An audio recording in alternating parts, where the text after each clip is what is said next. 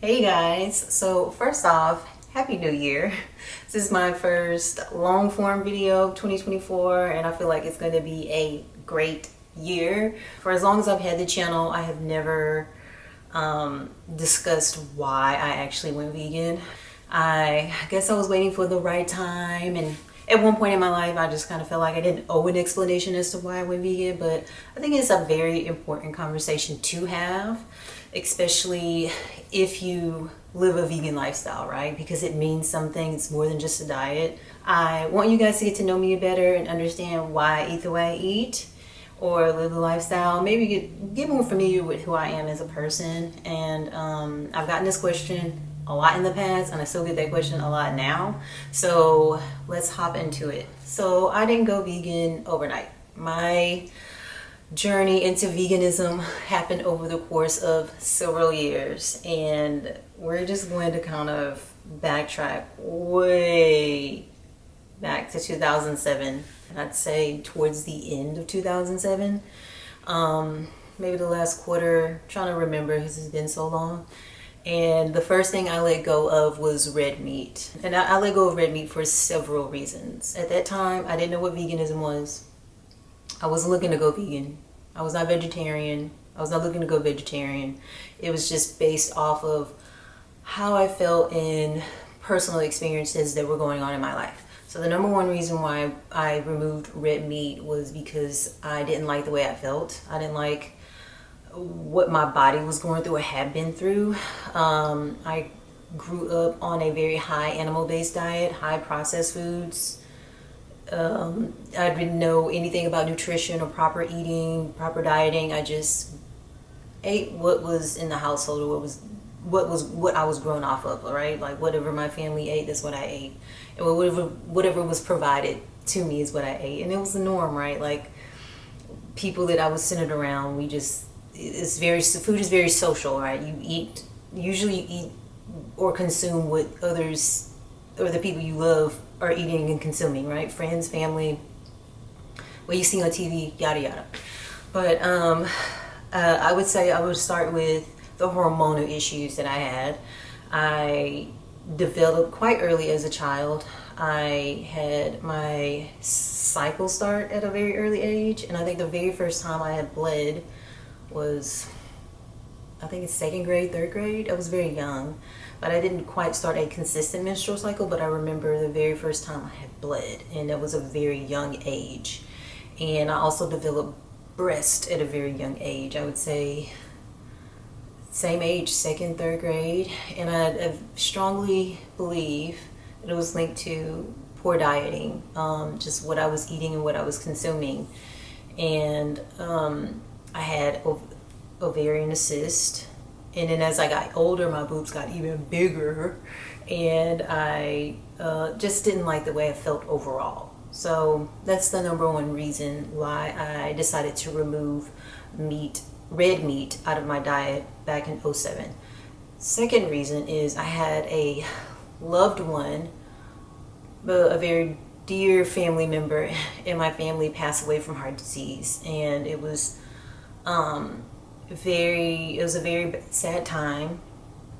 And knowing that it runs in my family and that it was chronic, maybe it could be avoided, it was all linked to diet. I decided that I didn't want that for me. So knowing that it runs in my family and someone that I loved very, very dearly passed away from it, I decided, okay, well, I want to remove that. And I also didn't care for the way it tastes too. I didn't really care for the way red meat tastes. It wasn't something that I felt like I needed. It was just something I ate because I grew up off of it.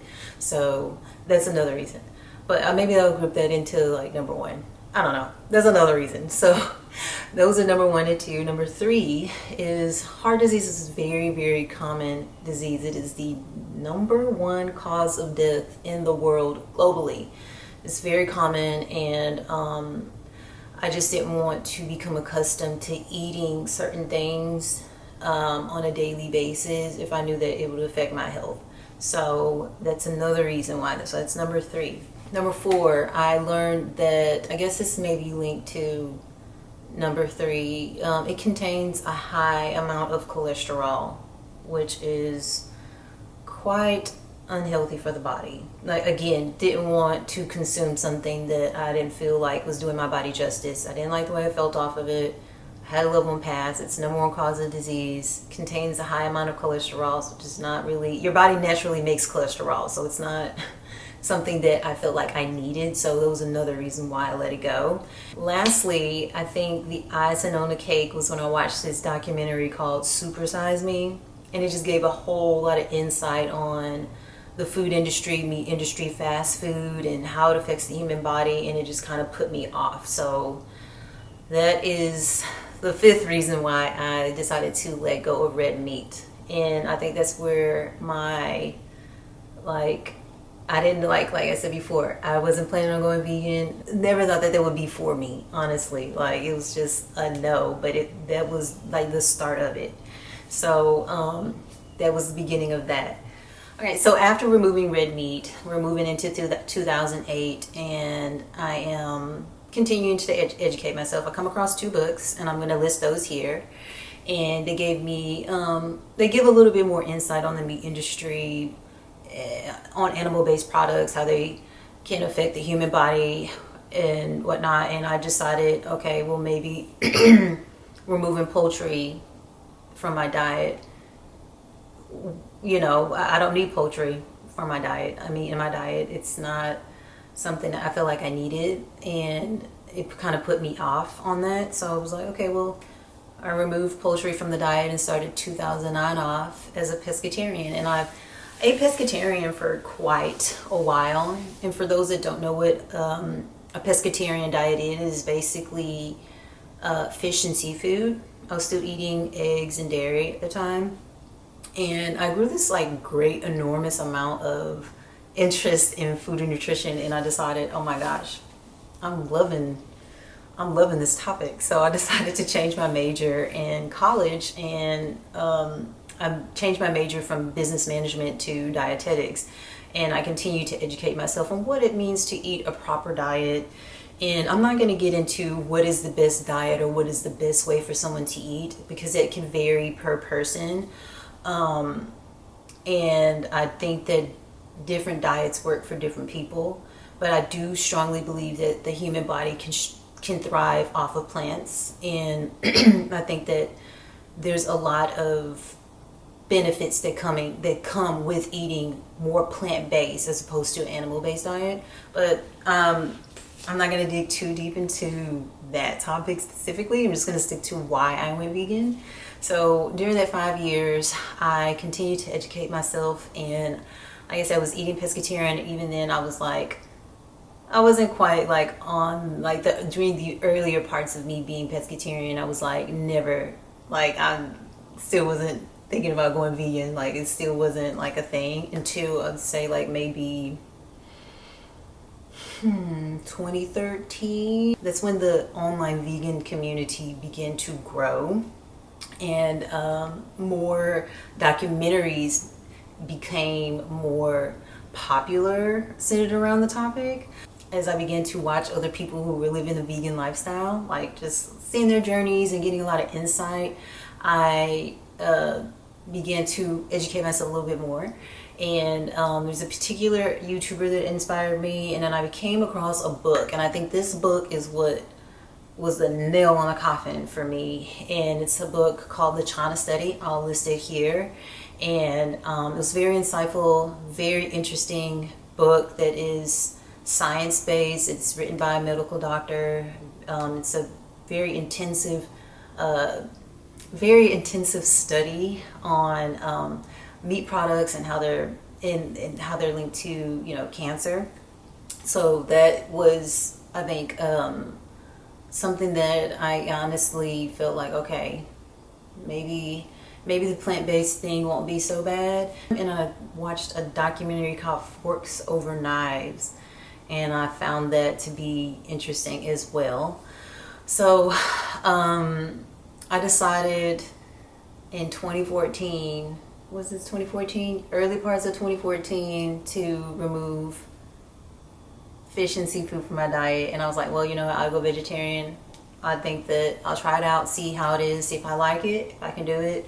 And I went lacto-ovo vegetarian for about 3 months, and then I decided, you know what, I'm just gonna go plant-based. I'm gonna go plant-based, see how it works, and I've been here ever since. Now, don't get me wrong, I've had my struggles. I have had my struggles, and it's been quite a journey. So I do want to put that out there, that veganism may not be feasible for everybody, you know, or eating a plant-based diet may not be easy. So I'm going to list all of the resources that have helped me make my decision or have inspired me to make my decision. List those here shortly. So I was lacto-ovo vegetarian for about 3 months, and then switched over to a plant-based diet, and then transition into veganism, right? Because eating a plant-based diet and being vegan are not the same thing. Some people get those kind of mixed up. Plant-based diet and veganism are not the same thing.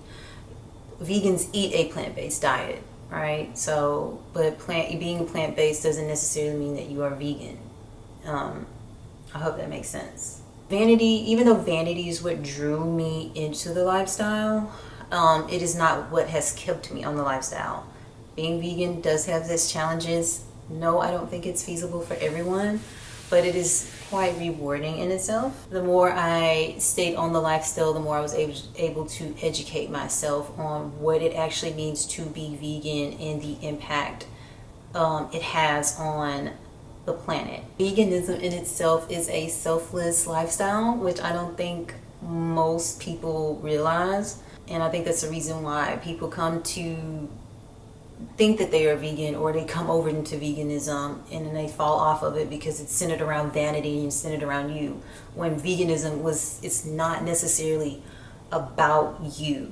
A part of it is about you, but it is a selfless lifestyle. It is basically giving back to the planet and the animals, and there are sacrifices that come with it. So by nature, humans are consumers, meaning we don't contribute to our planet's ecosystem.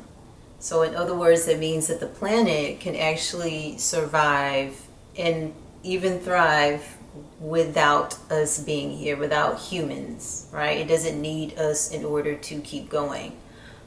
But on the flip side, we need the planet, right? That is what we use it in every way in our everyday lives to survive. It feeds us, it gives us air to breathe, we use it to, it helps us in so many ways. Like we basically just need it, right? Going into veganism or committing to a vegan lifestyle is understanding that it is not just about you. It is about making a conscious effort to do less harm to the animals, to the planet, to reduce your carbon footprint as a human, because we naturally consume. Yeah, even though we are an intelligent species, we don't necessarily play a vital role in the planet's ecosystems. And so that is what has kept me on the lifestyle for as long as I have been, is understanding that. So yes, at times it isn't going to feel beneficial to live a vegan lifestyle. It's just being realistic. But I do think that it is a very rewarding lifestyle, and there are tons of benefits that do come with it. It all depends on your perspective and how you look at things, and of course what is available to you, because it may be harder for one person to have access to plant-based foods or healthier options as opposed to someone else. But I do feel that it is doable for a lot of people. That's just my opinion. There is no strict vegan code. It is not as black and white as everybody thinks. And I had to break out of that, because when I first went vegan, I thought that that's what it was. It was very black and white, and it's not. It's just basically giving back in some sort of way to the planet as a species. I don't believe in absolutes, right? Simply just existing, you are unintentionally doing harm as a human. So, I get comments like, oh, you walk outside, it's not your intention to step on bugs, you gotta walk, right? So I don't believe in absolutes. So some things are simply out of your control, right? I do believe that balance and realism can somewhat coexist while practicing ethicality. As stated before, as a species, we rely heavily on healthy ecosystems to purify the air, provide food, water, medicine, regulate our climate, and so many other important things for us to survive. Since the 1970s, our wildlife has decreased by 69%, and our rainforests are deliberately being burnt throughout the years to raise cattle for human consumption. Eating a plant-based diet helps to reduce the human carbon footprint. It requires less resources and produces fewer emissions compared to an animal-based diet. Animal agriculture is a significant contributor to environmental problems like deforestation, greenhouse gas emissions, global warming, water pollution, and habitat destruction.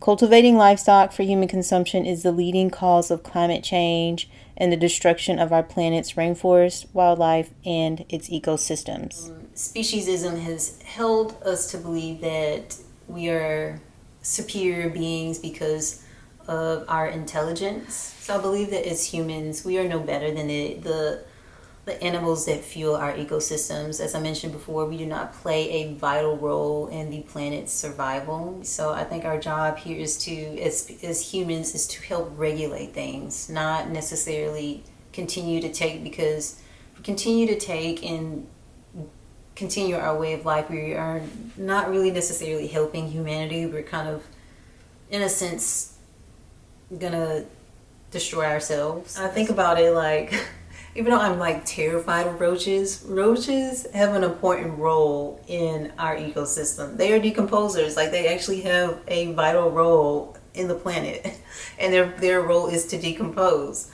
I'm not saying that roaches are more important than us. It's just, if you think about how things play out and why the circle of life is what it is, and what species contributes in what way, you just kind of, it's very enlightening. So I hope you guys don't take offense to that, but I thought about that, like, oh my gosh, like, I am terrified of roaches. I have kind of a little bit of a phobia, but they are an important creature to our planet because they help degrade. So with that being said, all wildlife and all animals play a role in human survival and help regulate climate. So without them, there is really no us. There isn't. We need the animals, we need the wildlife. So if you carry like a speciesism mentality, it doesn't really help humanity. It only makes it worse. Animal cruelty can happen to both